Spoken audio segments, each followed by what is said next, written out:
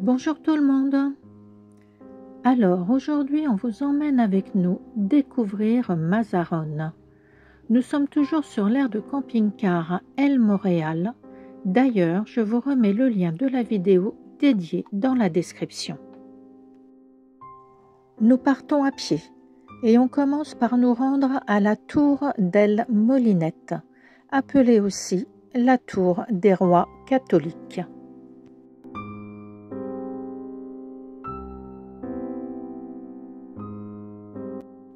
C'est une grande tour de guet, près de la forteresse du château de Los Vélez.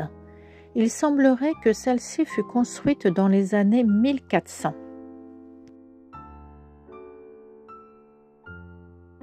D'ici, il était possible de contrôler toute la côte et de prendre les dispositions nécessaires contre les attaques de la piraterie berbère.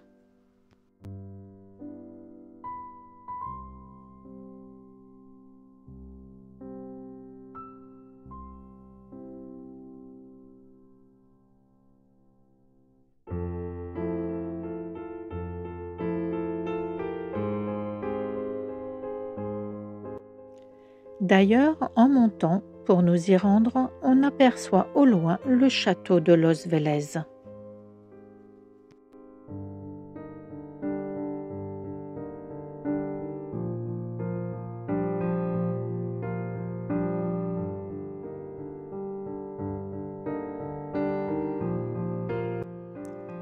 Malheureusement, le lieu n'est pas propre du tout. Outre les détritus un peu partout, les tags, on comprend également tout de suite que nous sommes sur un lieu dédié à la promenade canine. Le plaisir de la balade et du panorama en est vraiment gâché.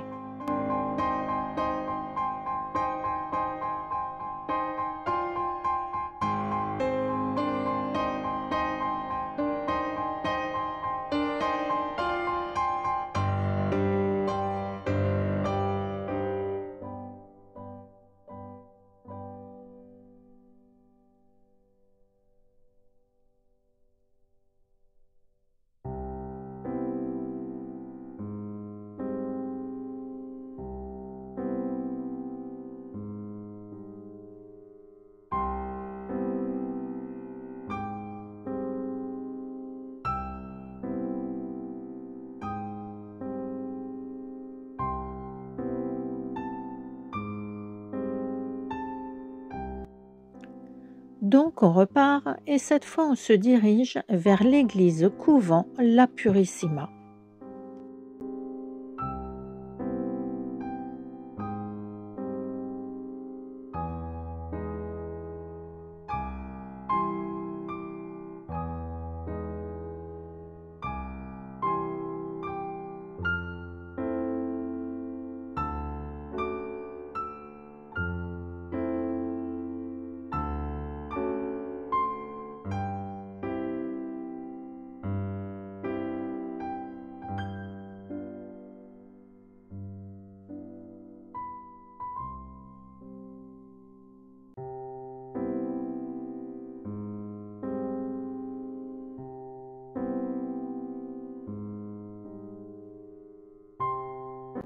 Son nom est associé au miracle de la Purissima.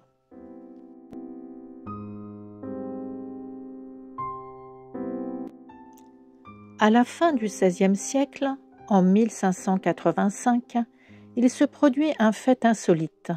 Selon la légende, quelques navires corsaires débarquèrent sur la côte de Mazarone, dans l'idée de faire de la piraterie dans la ville. Mais leurs intentions furent contrées grâce à l'intercession de la Vierge.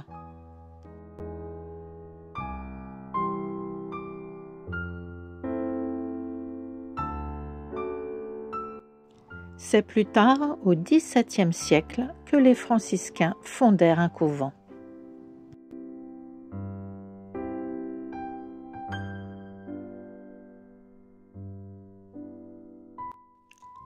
Un tout petit peu plus loin, on peut voir l'église Saint-Andrès. Celle-ci a probablement été construite à la fin du XIe siècle par le marquis de Villena.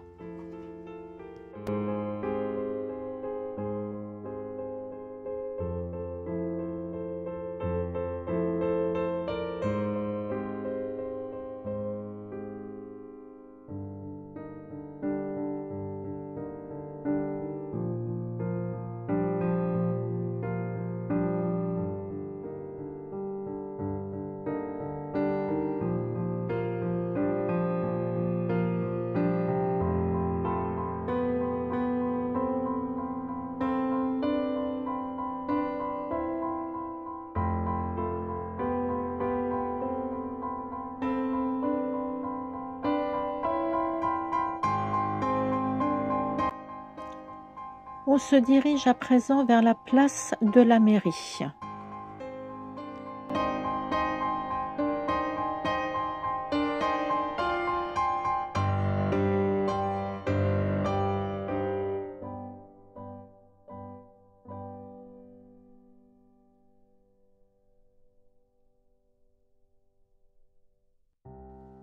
À travers les ruelles, on peut entrevoir le château de Los Vélez. D'ailleurs, l'accès pour s'y rendre est fermé et à l'abandon total lui aussi.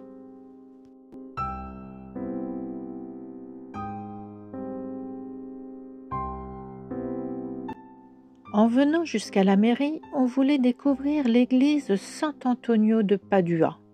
Mais hélas pour nous, mais tant mieux pour elle, car elle est en rénovation.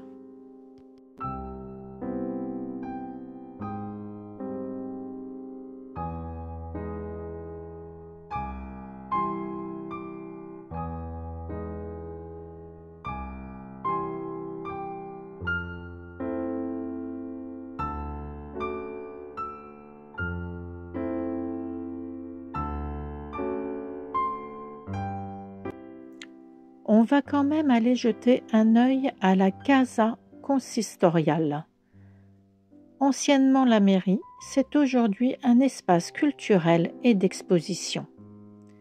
Extérieurement, le sommet de ce beau bâtiment est en zinc.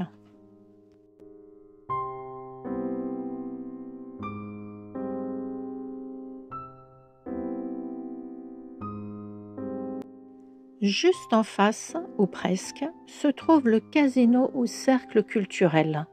On ne connaît rien de ce magnifique bâtiment, sauf qu'a priori, il daterait de la fin du XIXe siècle. Mais ça reste à confirmer.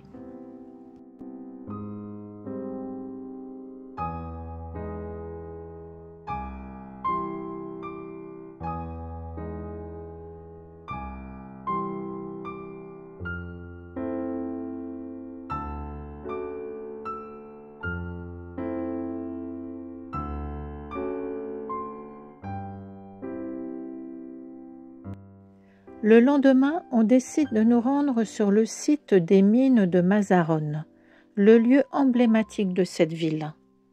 Nous sommes venus à pied. Si vous êtes marcheur, c'est très faisable. Sinon, il y a un petit parking à l'entrée pour ceux qui sont motorisés ou à vélo. Dans le passé, Mazarone a été dominée par l'exploitation minière de la richesse de ces chaînes de montagnes. Elles sont riches en plomb, de zinc, d'argent, de fer, d'alun et de l'ocre rouge. Ces mines existent depuis l'époque des Romains. C'est pour vous dire que ce n'est pas si récent. Aujourd'hui, on peut visiter ce site fantôme et s'imaginer bien des histoires sur les mineurs qui ont travaillé et sué ici jusque dans les années 1960, date de la fermeture du site. Malheureusement, aujourd'hui, l'endroit est laissé complètement à l'abandon. On y trouve les vestiges d'anciens bâtiments, des bureaux, des cheminées et même d'anciens puits de mines. D'ailleurs, attention, certains puits ne sont pas sécurisés ou le sont très mal, et ils sont extrêmement dangereux dû à leur profondeur de plusieurs centaines de mètres.